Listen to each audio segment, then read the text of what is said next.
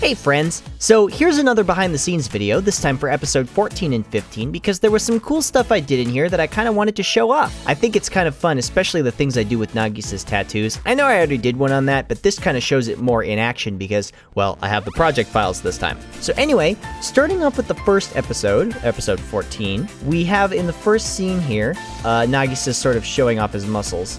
And if there's something that's you kind of want to notice that's interesting here, if we look at Nagisa's chest, his goggles are covering his tattoo like this. Actually, and what made this particularly difficult is the fact that he moves during this. So you'll see he moves a little bit right here.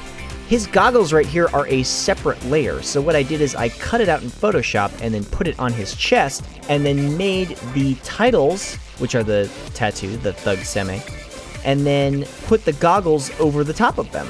So when it moves frame by frame, you can see kind of the different layers here. There's all these, the pistols, the bang bang, the goggles, and then the actual ones here. I moved them frame by frame so that they would cover the chest tattoo because he's wearing them around his neck. The other thing I tried in this episode is making the tattoos not black, because flat black stands out really, really harshly against something that's blended like this. So I made it more of a dark brown, which is probably how it would actually show up on his skin anyway. So after that, we also have this scene right here where, and this is actually a really fun one that I am excited to talk to you about, yay!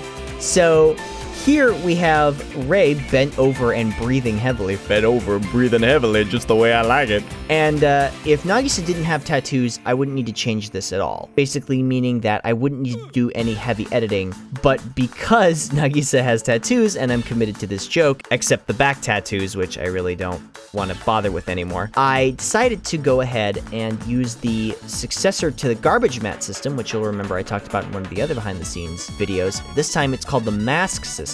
So if you see here, you see I have these masks. That's for Makoto's opening and lip flaps. This right here is the mask system, and as you'll see, there's a mask right here with all these little tiny points. So if we'll zoom in, you can see all these points right there. What that is that's blocking out the tattoo as Ray is breathing. So basically, as Ray goes up and down, he blocks off different parts of the tattoo.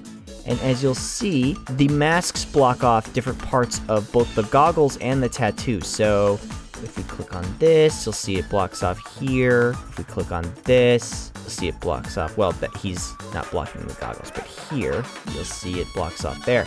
So what I had to do is go frame by frame and make sure that as Ray is breathing, each correct part of both the tattoo and the goggles is blocked. This is, I don't know, a scene that's maybe 16 to 10, 4 seconds long, and that took maybe about 45 minutes to do.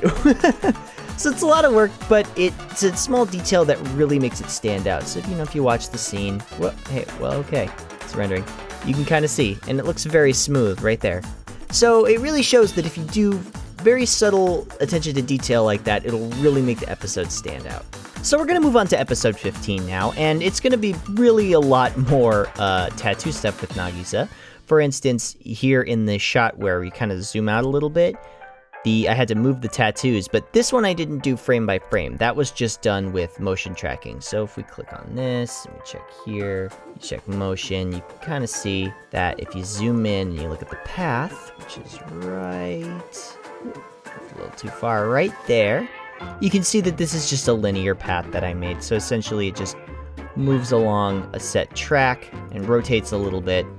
And once again, very subtle detail, but like I said, if you pay attention to these subtle details, your editing project is going to look so much better. We've also got Nagisa running. Oh my god, this shot. So if we zoom in, you can see all of the different layers of his tattoos right here in this big old chunk. Luckily, I was able to find the cycle because he moves in a set cycle of frames, so it's the same, but the background moves and gets a little bit smaller. So basically, I just went frame by frame as Nagisa's moving and, adjusted the tattoos to look like they would be on his skin and kind of moving around as he waves. So that wasn't too bad. It's just a lot of work and very repetitive. Oh, here we have the amazing sign.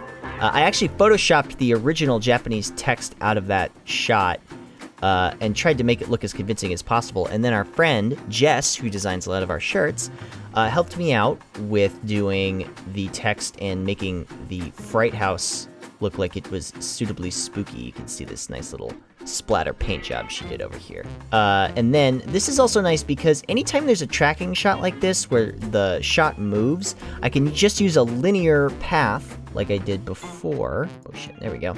As you can see, it just moves at a constant rate, so that's really nice.